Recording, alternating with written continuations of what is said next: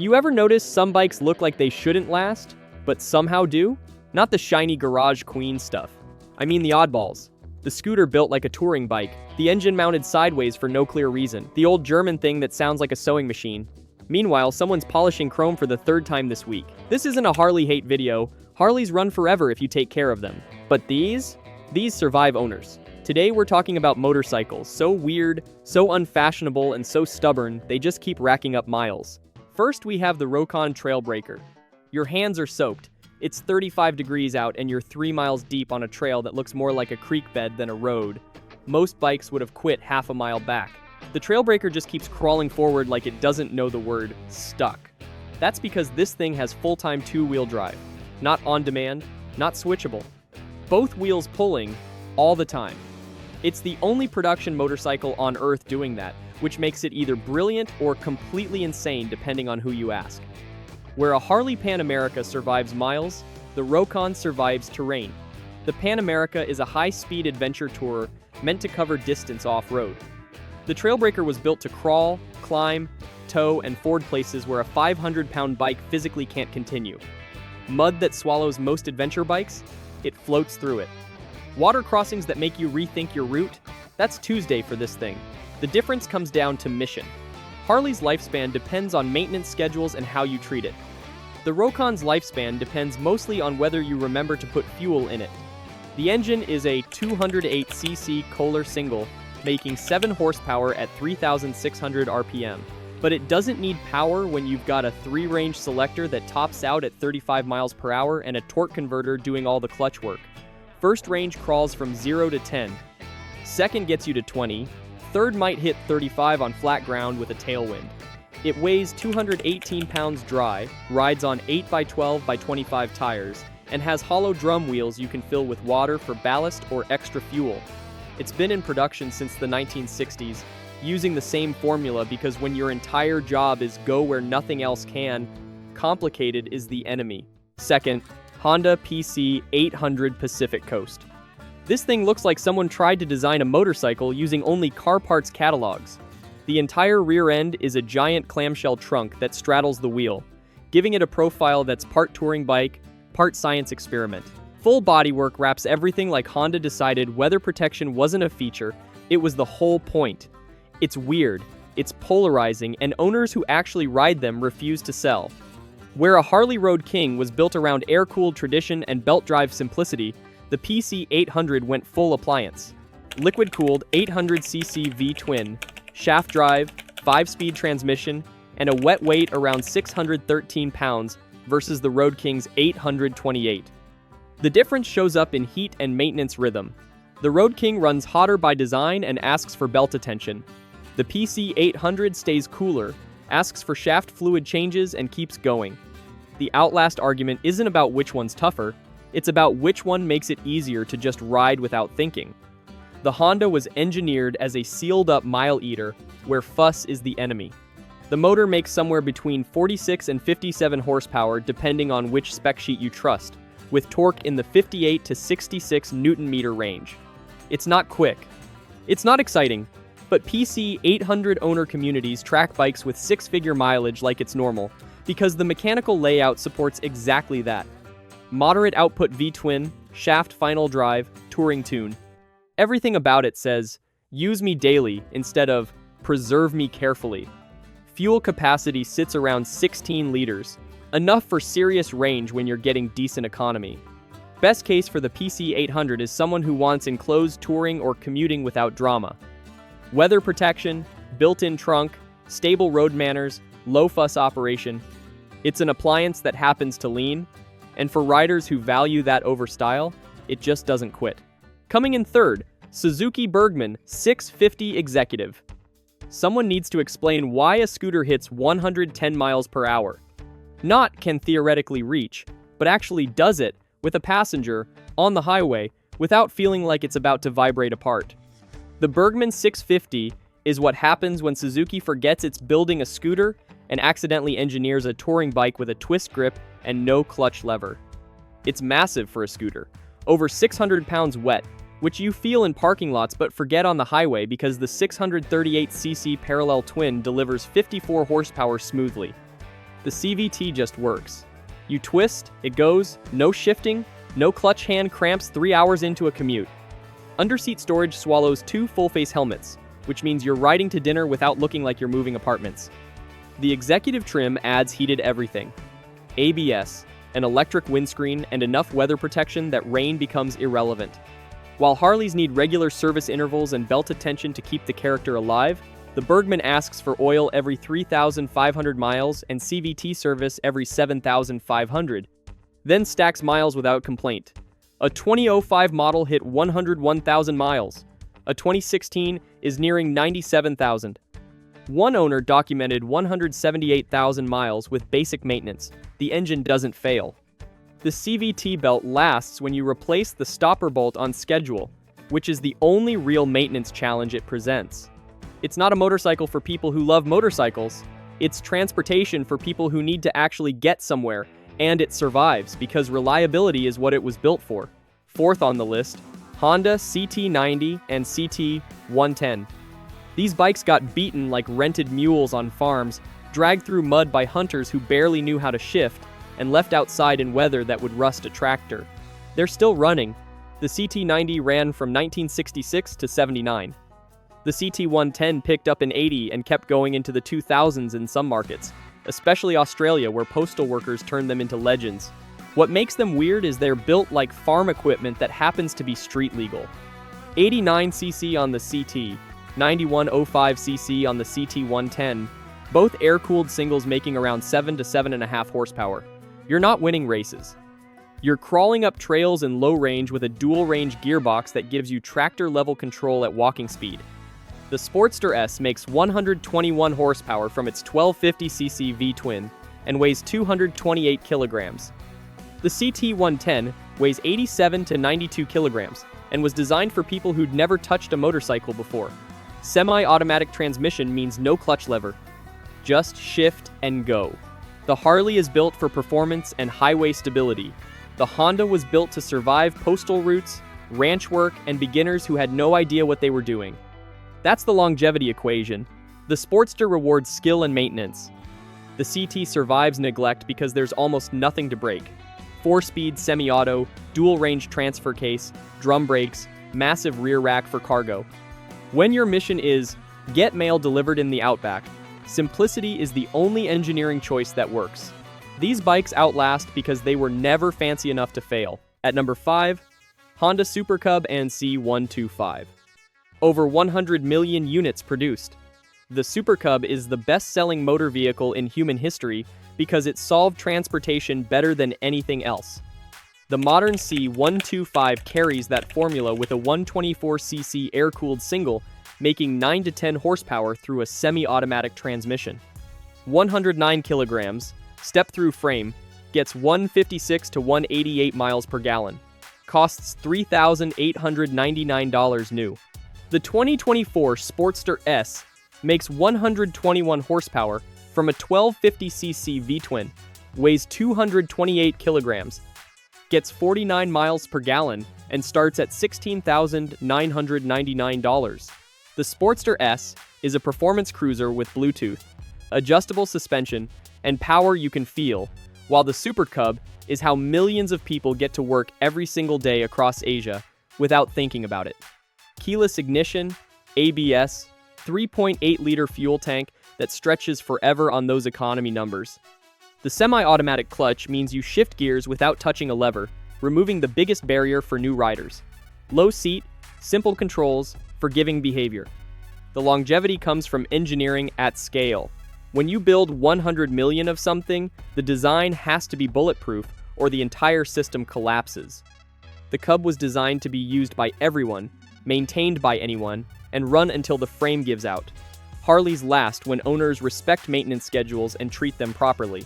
The Super Cub lasts because it was built for people who don't have time for any of that. They need to get to work, haul groceries, navigate traffic, and keep moving. It survives by being so fundamentally simple that breaking it requires genuine effort most owners never apply. Next up, Yamaha T-Max. This thing has an identity crisis and refuses to resolve it.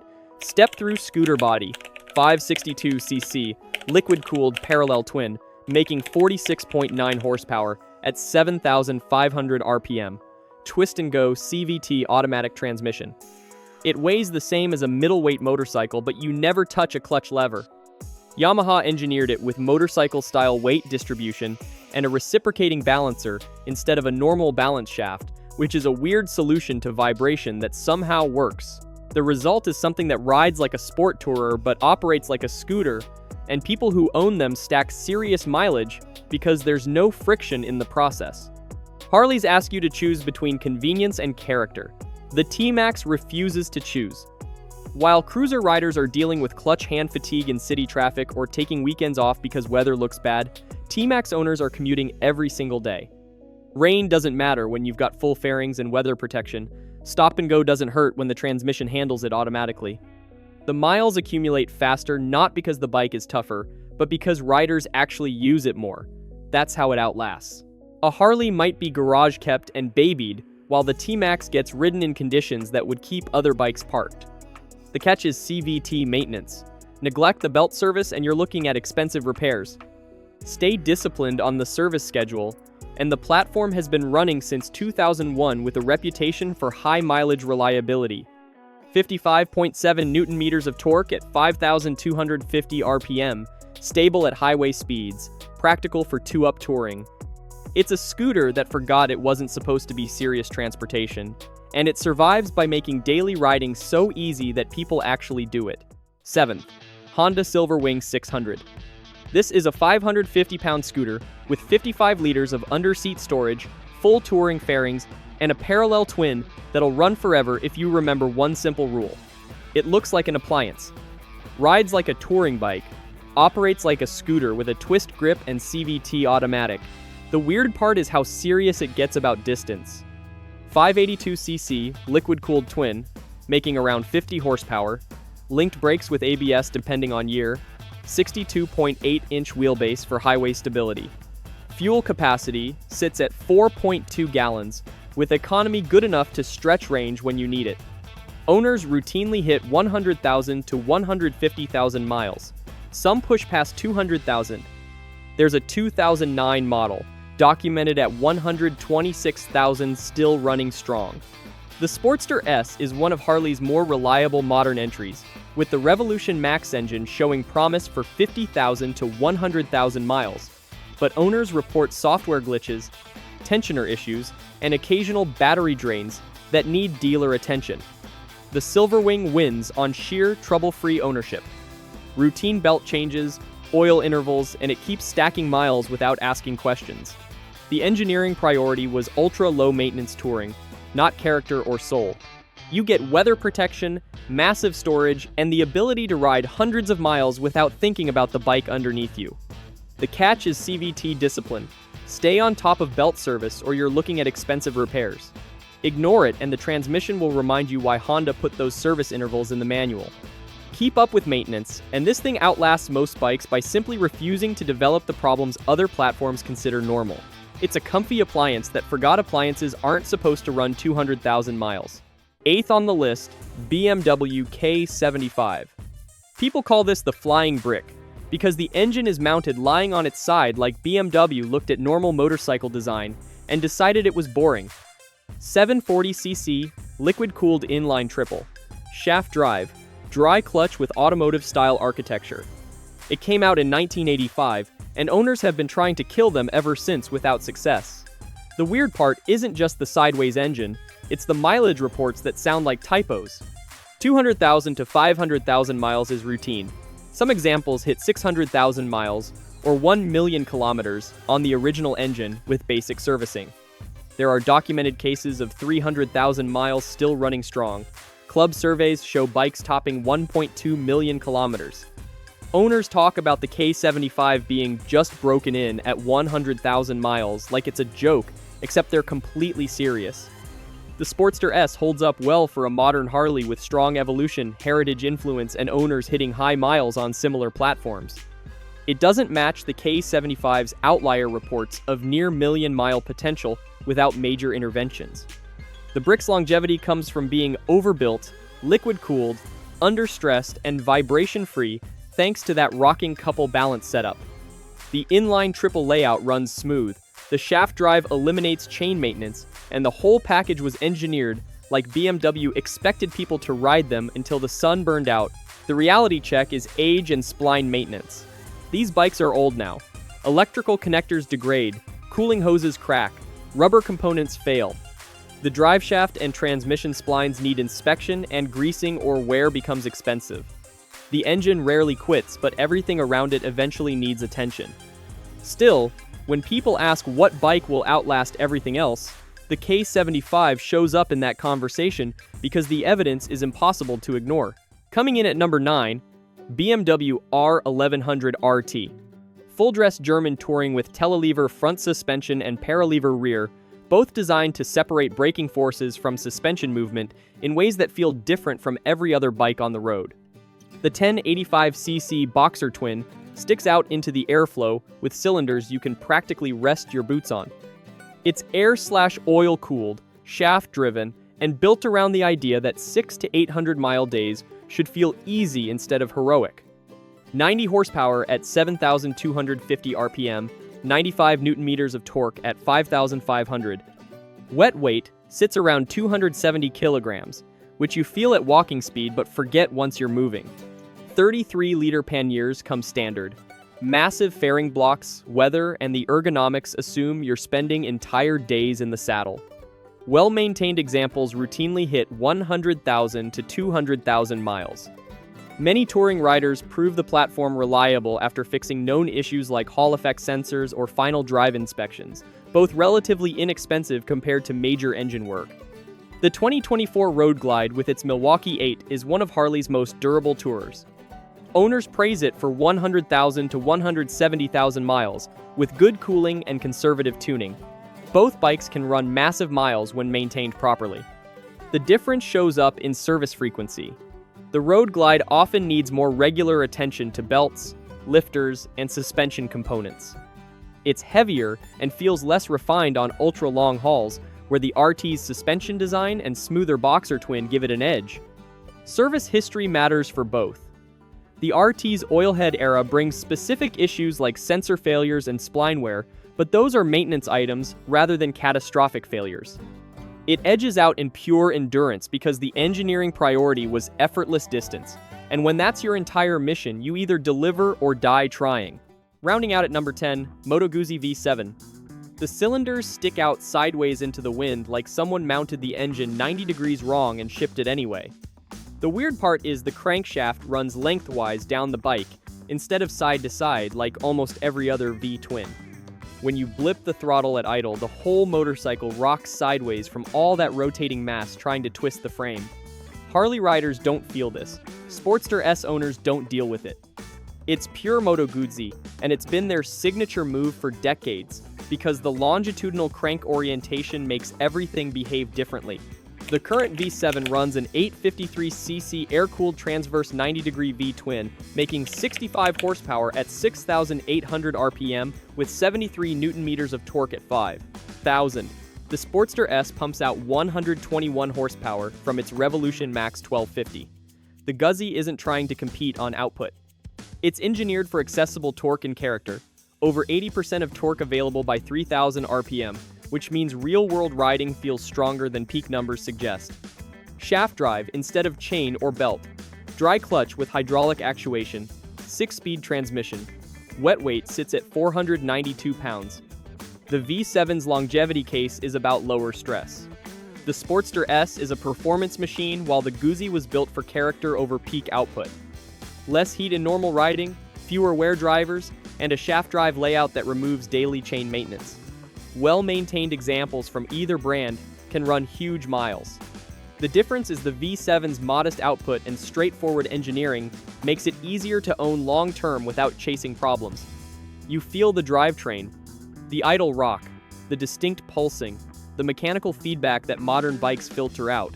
Some riders want that, others find it annoying. But people who buy into the Guzzi philosophy tend to keep them because the bikes reward patience with longevity. They're not fast, they're not refined, they just keep running while delivering enough character to make the ride interesting. It's boring engineering choices that prioritize function over style, simplicity over complexity, and daily usability over weekend performance.